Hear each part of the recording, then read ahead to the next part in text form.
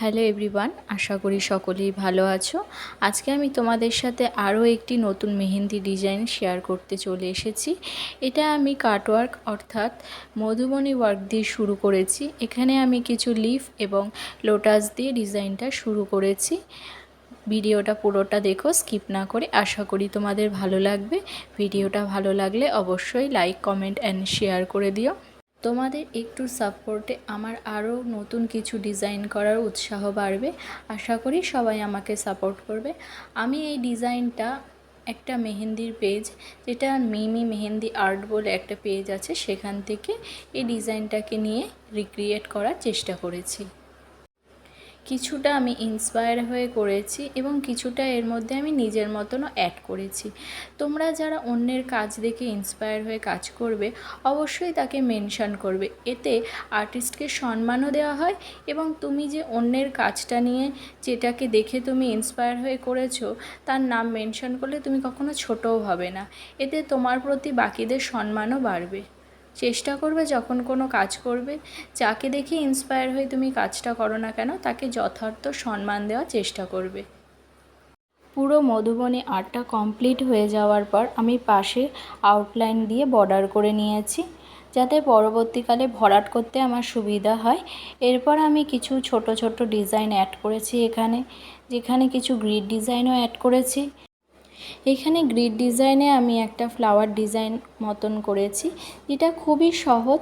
তোমরা প্রথমে বক্স করে নেবে, বক্স করে প্রত্যেক ধারে একটা করে লম্বা করে দাগ টেনে দেবে হালকা করে, যেটা প্রায় মিডিলে গিয়ে জয়েন হবে। সেই রকম দাগটা করে বাদবাকি যে ডবল লাইনটা করেছো, সেই ডবল লাইনটাকে ভরাট করে দেবে পরে। তোমরা চাইলে মাঝখানে একটা ডট অ্যাড করতে পারো। এখানে আমি ডট অ্যাড করিনি, ডটটা অ্যাড করলেও বেশ সুন্দর লাগে। এরপর আমি হামস দিয়ে ছোট ছোট ডিজাইন করেছি। তারপর আমি ওইখানে ডিজাইনটা স্টপ করে দিয়েছি কিছু লিফ এবং ডটসের মাধ্যমে।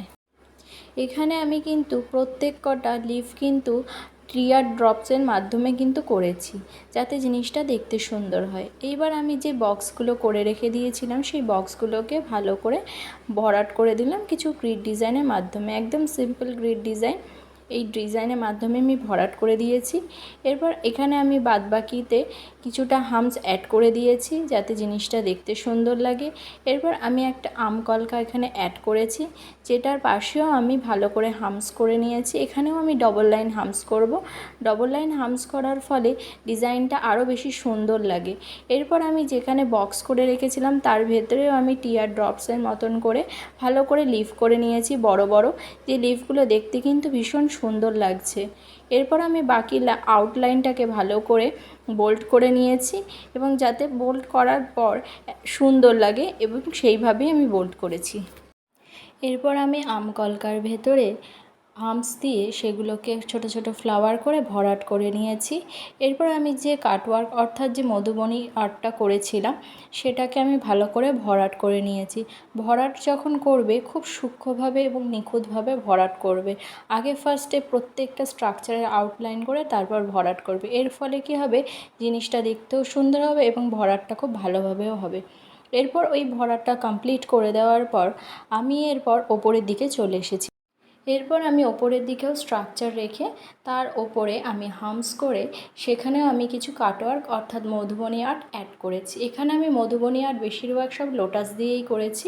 মধুবনী আর্ট এছাড়াও তোমরা লোটাস লিফ অথবা তোমরা রোজ দিয়েও করতে পারো, অথবা যে কোনো সানফ্লাওয়ার এছাড়াও যে কোনো ফুল দিয়ে তোমরা করতে পারবে। যে কোনো জিনিস দিয়ে করলেই জিনিসটা দেখতে সুন্দর হয়। এরপর আমি বক্স করে রাখার পাশে যে জায়গাগুলো ছিল, সেগুলোতে আমি কিছু লিফ এবং ডট দিয়ে অ্যাড করে দিয়েছি, যাতে জিনিসটা দেখতে সুন্দর হয় এবং জায়গাটা ফাঁকাও না থাকে। এরপরে পুরো ডিজাইনটা কমপ্লিট করার পর আমি এখানে ফিঙ্গার ডিজাইন স্টার্ট করেছি। ফিঙ্গার ডিজাইন আমি সিম্পলের মধ্যে রেখেছি, কিছু মধুবনী আর্ট অ্যাড করেছি এবং কিছু হামস এবং কিছু লিফের মাধ্যমে আমি কাজটাকে কমপ্লিট করেছি। ডিজাইনটা যেহেতু হেভি এবং প্রত্যেকটা ফিঙ্গারে যেহেতু হেভি ডিজাইন রয়েছে, সেক্ষেত্রে আমি মিডল ফিঙ্গারের ডিজাইনটা একদম সিম্পলের মধ্যে রেখেছি। কিছু হামস অ্যাড করেছি এবং কিছু লাইন ক্রিয়েট করে তার ওপর হাম্পস করে এবং সিম্পল কিছু ডিজাইন অ্যাড করেছি এবং ওপরে কিছু ডট দিয়ে দিয়েছি। এতে একদম জিনিসটা দেখতে সুন্দর লাগবে এবং অন্য রকমও লাগবে। প্রত্যেকটা আঙুলের ভরার ডিজাইন আমার স্পেশালি পছন্দ নয়।